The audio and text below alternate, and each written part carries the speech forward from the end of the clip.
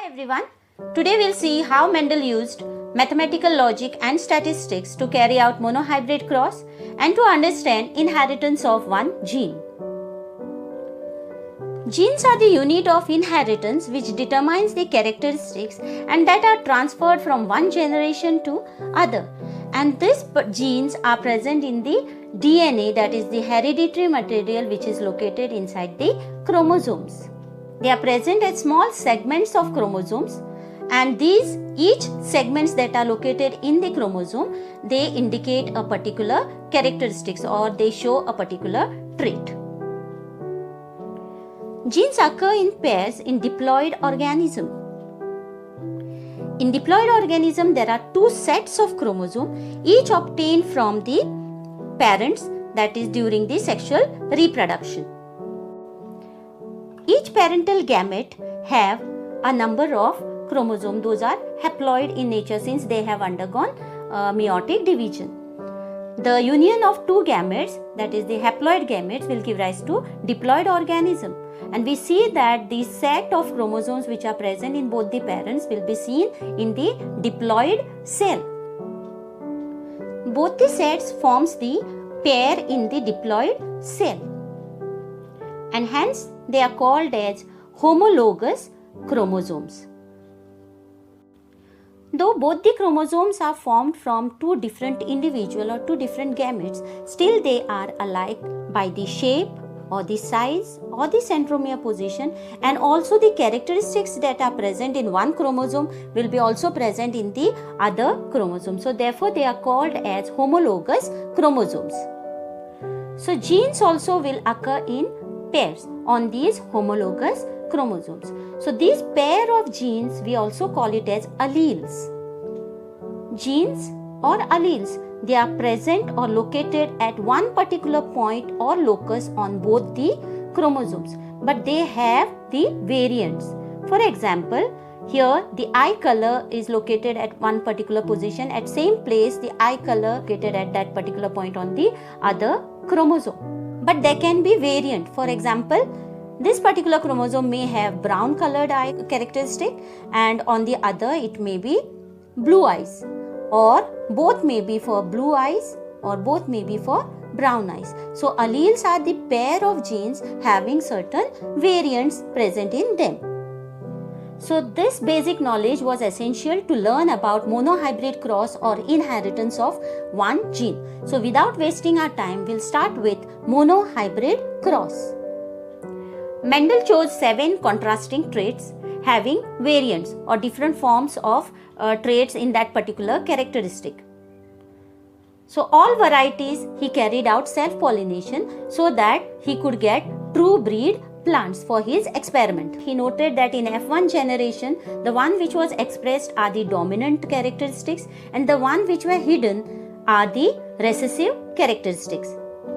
And for monohybrid cross, he chose individual characteristic at a time to carry out this experiment. So we will remember that in a particular variant, we will take one as dominant and another one as recessive. We should also see to it that it will be convenient to use an alphabet for the particular characteristics. For example, seed shape, since the round shape is dominant over the wrinkled one, so we have to take capital R. And same alphabet we should use for wrinkled, but it will be the lower case. Similarly for the others. So we have to take the alphabets as per which one is the dominant. So to take the monohybrid cross to study, we'll have one example, that is stem height. And two variants for the stem height is tall and dwarf or short. So we have to take pure tall plants crossed with pure dwarf plants, as we should remember that Mendel had carried out self-pollination in order to get true breed tall plants and true pure dwarf plants.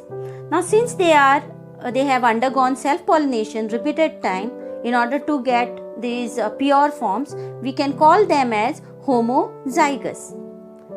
Now as we already have discussed that we have to use it is convenient to use alphabets in order to denote the tall plants or dwarf plants. So since tall plants are dominating over the dwarf plants, so therefore we will use capital T. You should remember that these genes are in pairs or alleles on the homologous chromosomes. So for tall plants we will indicate capital T, and for dwarf plants we will indicate small t, small t. So pure tall plants capital T, and pure dwarf plants small t are parental generation or parents, and we'll denote it as capital P. At reproductive stage, these plants will undergo meiotic division to give rise to gamete cells, which will have haploid number of chromosome. We know that when a particular cell undergo meiotic division, it will have half the number of chromosome from that of parental one. So we have to see that when we write the gamete, we will take only one alphabet in a particular gamete and will encircle it. So we'll see here that from capital T, since they are diploid, will undergo meiotic division and will have a half number of chromosome in the gamete. So we have to write down capital T, encircle it, again one more capital T, encircle it. Similarly for the dwarf plant, small t, encircle, again one more small t we have to write and we have to encircle, indicating that the number of chromosomes reduced to half.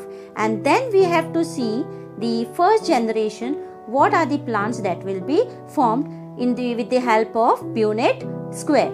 A Punnett square is a checkerboard which was developed by a British scientist, Reginald C. Punnett.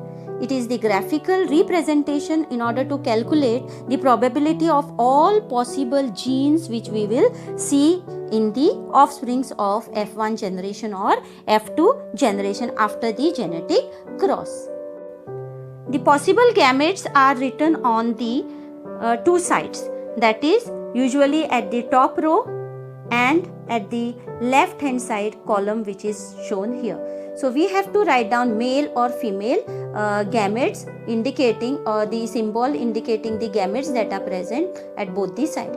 Of one parental gamete we will write down at top row, and on the other side, that is left hand side column, we will write down the gametes of the other parent as it is shown in this particular picture.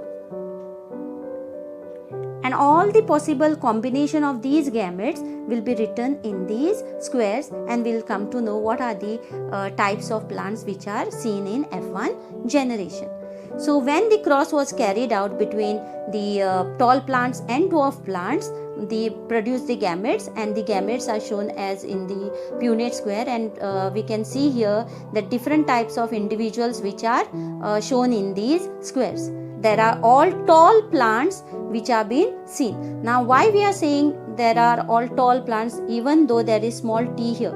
We should remember that capital T is meant for dominance, whereas small t is meant for recessiveness. So even in the presence of small t, the dominant allele or dominant gene will be expressed. So therefore in F1 generation we will get all tall plants.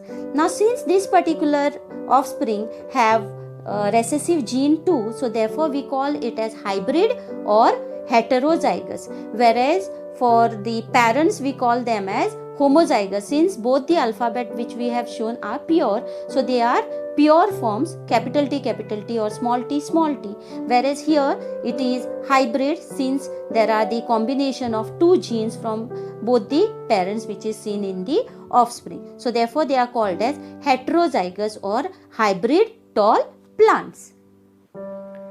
Then all the offsprings which were formed in F1 generation were carried out, self-pollination or selfing was carried out in between these species which were formed in the F1 generation, and same process was continued.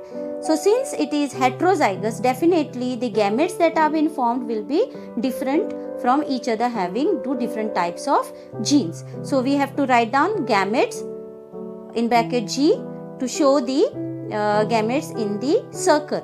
So capital T, small t, this particular parent will give rise to capital T, one particular gamete, type of gamete, small t, other type of gamete. Similarly, we will see in the other parent 2 of the F1 generation.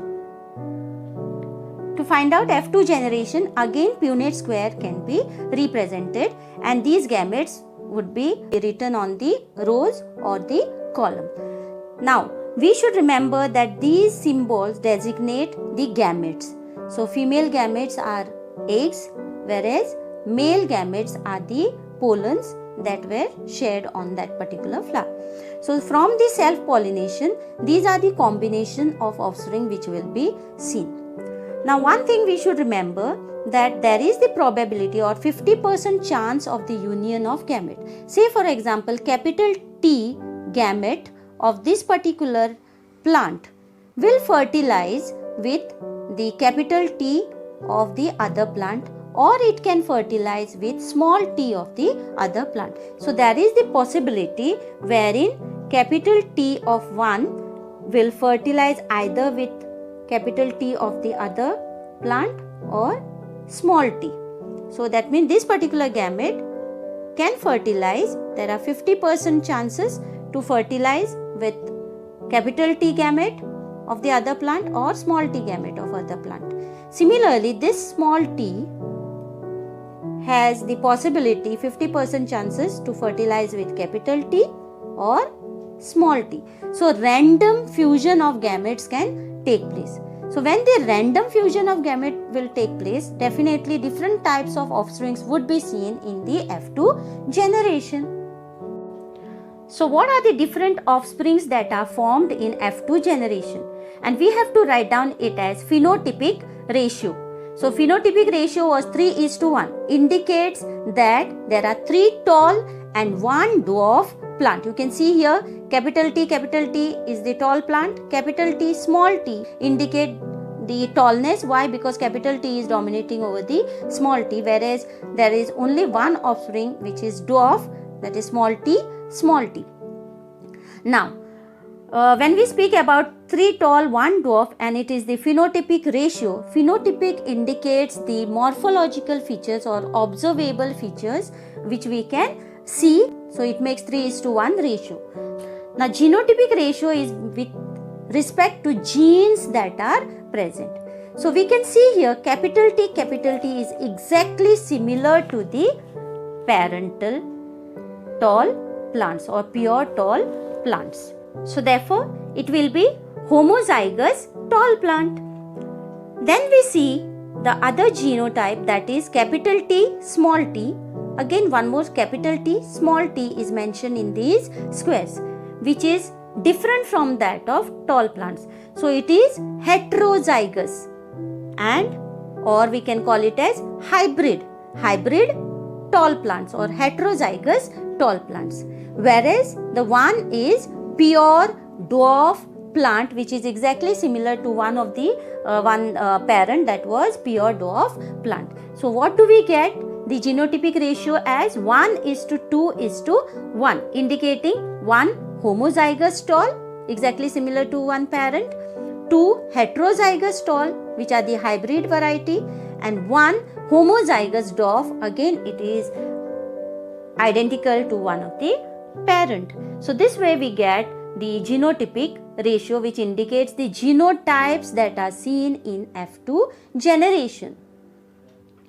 So, ratio will be 1/4 for homozygous tall is to 2/4, which is also could be written as 1/2 is to 1/4 for the homozygous dwarf plant.